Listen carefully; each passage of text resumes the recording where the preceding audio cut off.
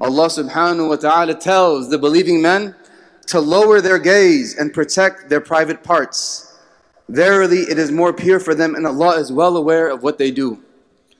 Brothers and sisters, today I want to bring about one of the biggest vices and one of the biggest fitan that has reached us in these days is that of the unlawful and lustful look. The Prophet ﷺ, he mentions that near the end of times, and these are the signs of the end of times, is that women will be dressed and naked at the same time. That women will be dressed and they will be unclothed at the same time. And the Sahaba and the Salaf, they couldn't reconcile this contradiction, this seeming contradiction. But today we see the signs of that there are men and women dressed so immodestly in such tight clothing or no clothing at all that it leaves little to the imagination. And we can change our paradigm when we look at these things, inshallah. And I hope to do that today, because with every fitan or fitna, with every tribulation and test, there's also an opportunity to prove yourself to Allah subhanahu wa ta'ala. Allah subhanahu wa ta'ala challenges the believers in the Quran. Do they say that they're going to believe and they think they will not be tested? We will be tested, and every single day. Living here in a Western country, in a country that promotes this idea of being yourself and doing what you want to do to attain your goals in this individualistic society, this hyper-liberal society, in which sexuality is pushed not just on adults but young kids as well.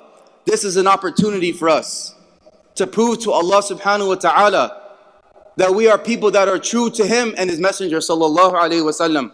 There was once Al-Hasan, may Allah be pleased with him, he narrates that there was once a Sahabi that was speaking with a woman that he knew from the times of Jahiliyyah. And he spoke to her, and as he was walking away and departing, he turned around to take another look. Immediately at that moment, a wall fell upon him and it scarred his face.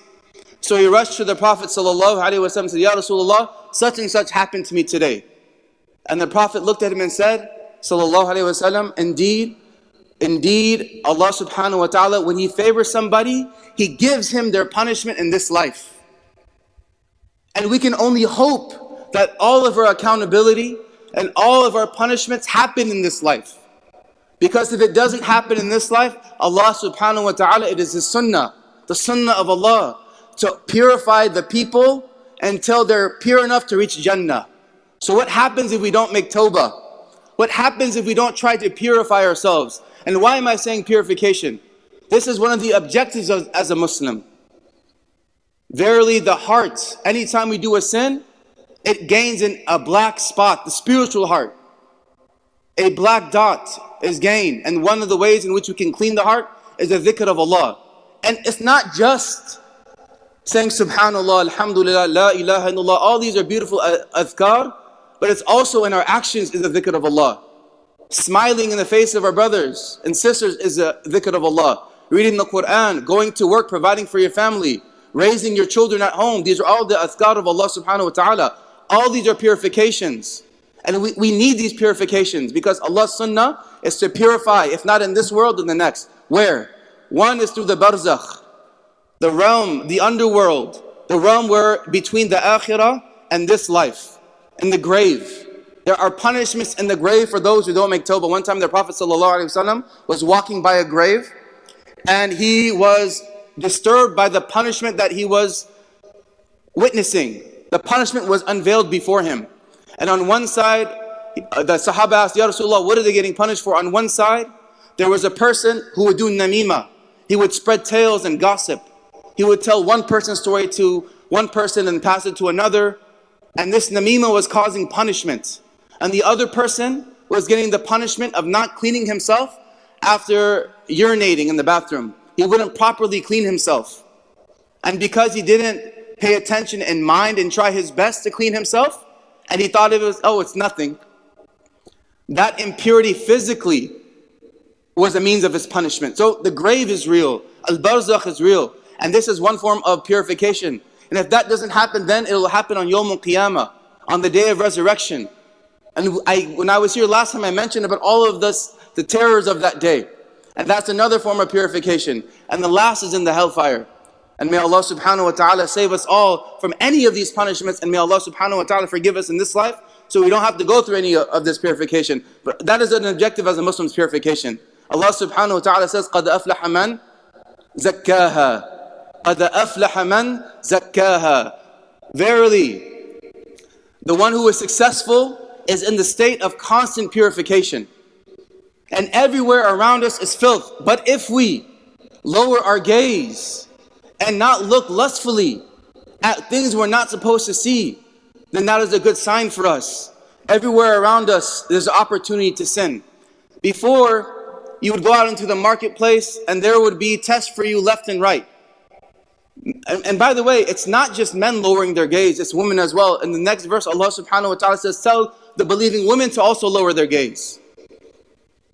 And so these are opportunities for us, whether we're at the store, or whether we're out at the park, or in the library, or at work. We have to respectfully move. We don't want to be known as a ummah of perverts, an ummah that disrespects the honor of women and other people's wives and womenfolk and daughters. And you should think about your own family. One time there was a man who came to the Prophet ﷺ and said, Ya Rasulullah, allow me to commit zina. Allow me to fornicate. And the Prophet ﷺ said, would you like that done upon your own mother, your sister, your aunt, your daughter, your womenfolk? And that Sahabi, he realized at that time what he was asking for. Because every woman is somebody's mother or daughter or sister. And the Prophet ﷺ put his hand on his heart and made dua for him, that this lustful desire, it would be fulfilled in a halal way, which is through marriage. And there's many things to say. Imam Ghazali, rahmatullah alayhi, he mentions that the eyes are one of the gateways to the heart, along with the ears and the mouth and tongue. That the eyes are the gateways to the heart. And even, physiologically and biologically, it's interesting that the biggest part of your brain is assigned to interpreting what comes through the eyes. And actually the eye is the same material that your brain is made of. I have an optometrist friend who was telling me some of these interesting facts. So protecting the eyes is big because it protects your heart. And we're in a constant state of battle. Allah subhanahu wa ta'ala made every one of us born with a nafs. And this nafs is constantly calling towards your lower desires. It wants to sleep constantly and eat whatever it wants to eat and go after its sexual appetites. And one of the ways it does that is by looking at things it's not supposed to look at. And we have to tame our nafs. As one of my teachers, he mentioned, either you tame your nafs or your nafs will tame you. Make your nafs your slave, or else it'll make you a slave. Right? Imagine this imagery of you riding your horse. Your horse gets you to your destination. The nafs is a necessary component of who we are. Right? We have a desire. We fulfill it through the halal way, which is marriage. That desire helps us in fulfilling that. Right? We have desire to eat, but we eat in a way which nourishes the body, not oversaturates us and makes us tired. And similarly, we have to starve the nafs at times. How do we do it? By not giving it what it wants. I have a friend, I saw him walk in here today, he was mentioning about he's on a keto diet. And he's not doing it to lose weight, but he's doing it to, get less brain fog and to work better. And he's lost, mashallah, in 6 weeks, 20 pounds. He's starving the part of his body that craves sugar and carbs. Right? This analogy I'm making so we understand how we starve the nafs. When you starve the nafs, then the heart becomes the guide. Ibn al-Qayyim, he mentions that your heart sends out its guides. Rahmatullah alayh. Very famous scholar. Very righteous scholar, Ibn al-Qayyim. He mentions that the heart sends out guides, ears, your eyes, your tongue. And it comes back to report to the heart. And if you fill your eyes with filth, then your heart becomes corrupted. And your heart, he mentions in this beautiful writing of his, he mentions that your heart becomes chained. And it becomes a slave to your eyes. Subhanallah. And we know that if we continue to look lustfully, then the punishment may come in this life. But we pray that Allah subhanahu wa ta'ala doesn't give us a punishment in the next life. Allah says in the Quran that everything, your eyes and your ears and your chest, All of them will be on that day questioned. And we know in the hadith they mention that your hands will speak, your feet will speak, and your eyes will speak as well, either for you or against you. It'll say, yes, Ahmad, he used his eyes to read the Quran. He used his eyes to smile towards his wife and his kids. He used his eyes to look at the beauty of nature. And it will be a witness for you on the Day of Judgment. And for some of us, it'll say, yes, Ahmad used his eyes to look at haram images. He would look at other people's wives and sisters. He would stare at them lustfully, imagine them at nighttime. He would be watching things on TV, on his phone, on the internet. And he would be contemplating about these things. And then your eyes will be a witness against you. And your deeds will, your bad deeds will pile up.